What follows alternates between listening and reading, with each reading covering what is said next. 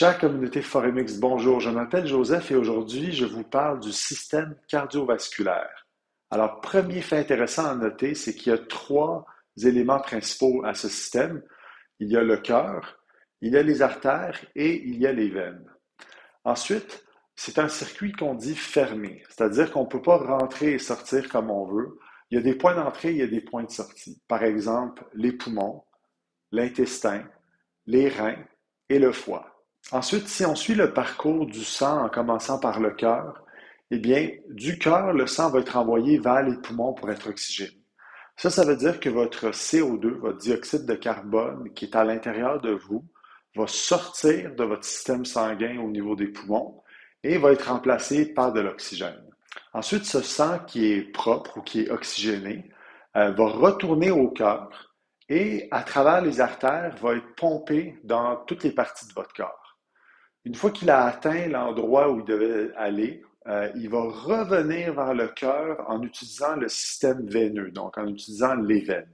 Une différence importante entre les artères et les veines, c'est que les artères sont un tissu musculaire, donc qui se contracte involontairement, c'est-à-dire que c'est pas vous qui choisissez quand ça arrive. Quand l'artère se contracte, elle va créer une haute pression. Donc, le sang qui s'y trouve va être sous haute pression et c'est ça qui va faire que le sang va être expulsé vers tous les organes qui en ont besoin. Ensuite, pour revenir dans les veines, c'est la pression exercée par les artères qui va faire que le sang va revenir par les veines. Les veines n'ont pas de tissu musculaire, mais elles ont des valves. Donc, quand le sang circule dans la veine, il y a une valve qui va se fermer.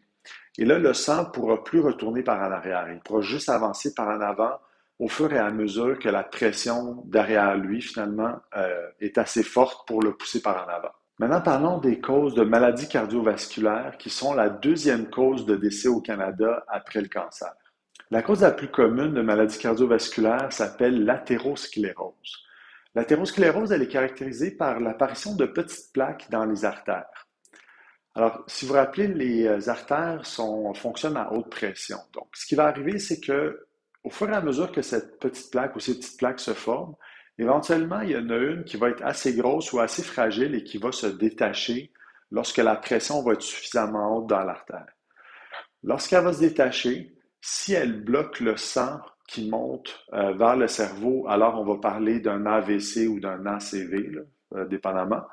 Et puis, si elle bloque le sang qui s'en va vers le cœur, ben à ce moment-là, on va parler d'une crise cardiaque. Maintenant, vous vous demandez sûrement comment on fait pour minimiser l'apparition de ces plaques dans les artères. Eh bien, la réponse est multifactorielle, c'est-à-dire qu'elle n'est pas simple. Mais de manière générale, si vous mangez des légumes, des protéines, des bons gras et vous variez votre diète, si vous faites de l'exercice, si vous dormez, si vous apprenez à gérer votre stress, normalement, vous aurez moins de problèmes avec ces plaques. Voilà, c'est tout pour cette semaine. Je vous dis merci et à la semaine prochaine.